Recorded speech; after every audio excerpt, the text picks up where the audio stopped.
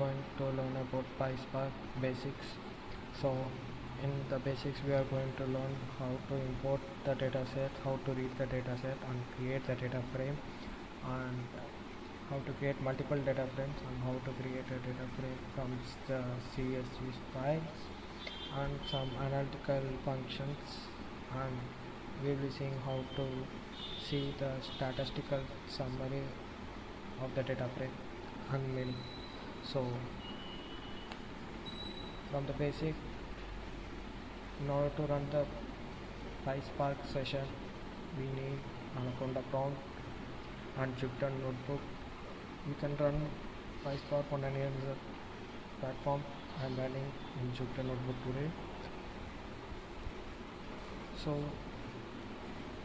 in Anaconda prompt you need to download the Python, and a specific version is to be downloaded, and the packages need for PySpark I will leave the link in the description, so you can check that. So here I have created my environment and open my Jupyter notebook. So this is the Jupyter notebook, and here you can see the notebooks I have created for my session. So I have some CSV files to run with it today's session. So these are the CSV which my sir has given to me. So I have selected a particular data files and loaded some files in the Jupyter notebook. Here you can see CSV client, district. So these are the data sets I have loaded and which will be doing with this today. So dot show. So the data frame will be displayed in the output like this. Maximum of 20 rows will be displayed. You can minimize it. So the statistical summary is nothing but the mean, maximum, standard deviation, minimum, maximum, etc. So df dot summary dot show, this shows the statistical summary, and to describe each column, so df dot describe the particular column dot show, just describe the particular column. So the particular column, the standard deviation of particular column, minimum, max, count, mean for each and particular column. So you can describe as many the columns in our data frames by changing the column name. So next, missing values and transformation. This is nothing but data transformation and data filtering. Yeah, the null values. In the transformation, the null will plays a role. So in my data set, the data set which I have taken is order CSV. So I have opened this. So here you can see the question marks in my data set. These are the null values. So this has to be filtered. So now I am going to filter the data set, the null values. So here you can see the null value is equal to df.filter df.company, the particular column.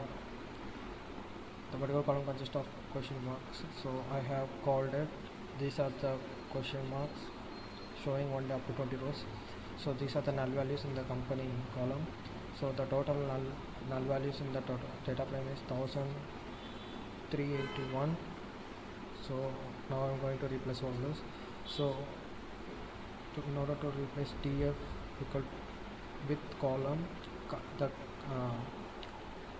company, that means the column, particular column, the particular column, the question mark is to be replaced with NaN. So the none will be replaced instead of question mark in the company column. So df.show. So here you can see NaN. The question mark has been replaced with NaN. So this will be applied to my entire data set. And if I want to fill the null values with the company name, so the same step but with the instead of NaN I will be replacing SRK. So this makes the company name will be included in the data set of the company. So next, creating a new column. Yeah, we can create as many columns. So df with column, the new column need to be added. So I'm squaring amount, the amount column. So amount square the particular column you need to be create, which has been existed. So the amount column is existed, so the new column amount square has been created. So if you don't want the column, you can top the column. Make sure before you topping out you cannot retrieve many things.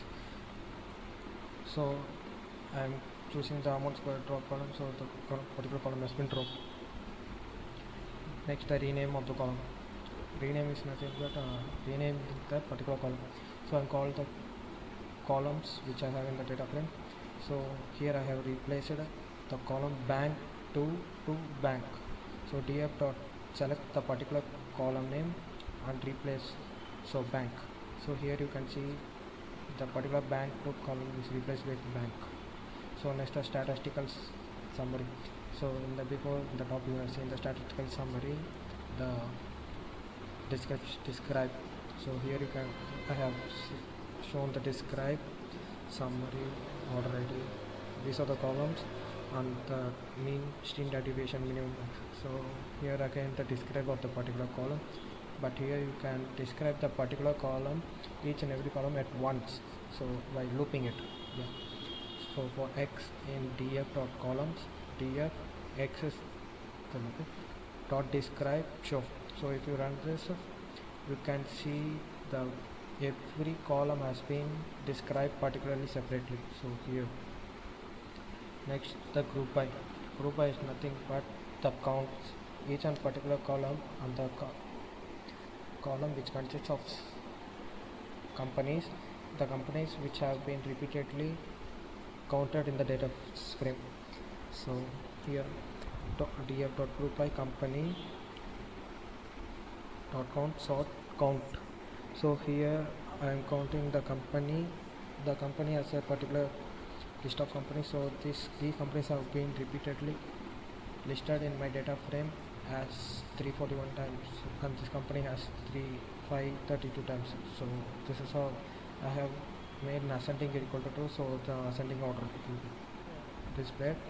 So df dot group by bank 2 dot count sort count, the same thing, the column bank 2, the number of banks will be displayed, the count, the repeated will be displayed.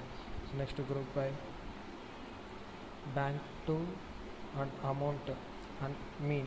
So here the particular column bank with the particular column amount, the amount will be average calculated by average mean in order to the particular bank.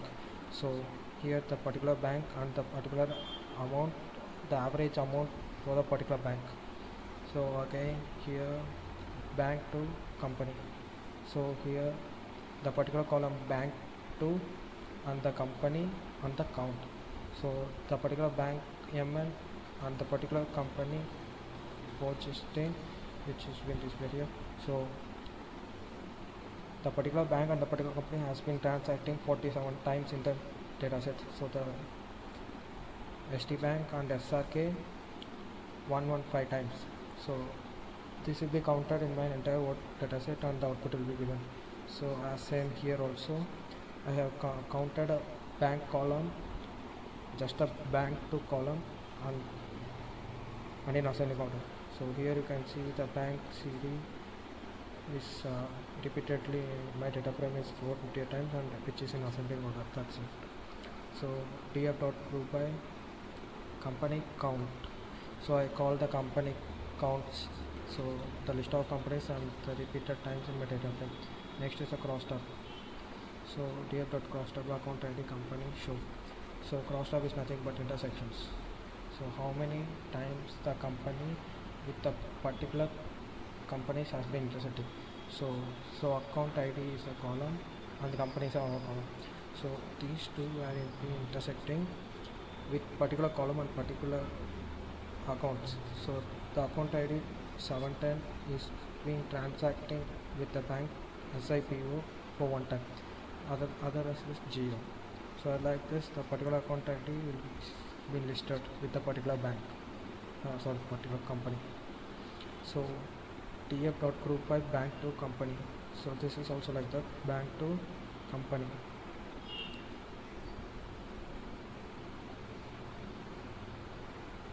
So next is equal to group by bank to pivot company, bank to, and the company is listed, list of companies. Particular bank is transacting with a particular company 22 trades, like that. And bank, so two columns with company, so two different columns with the companies.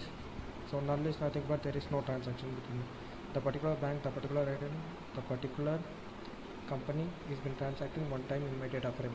So if it's been any transaction, the value will be 1, otherwise it will be different. So next I will be showing about the dataset bundle, and here is the, I have read the datasets. So here you can see join, inner join, outer join, left join, right join. It is like the circles which we have studied before in our 10th standard, 12th standard.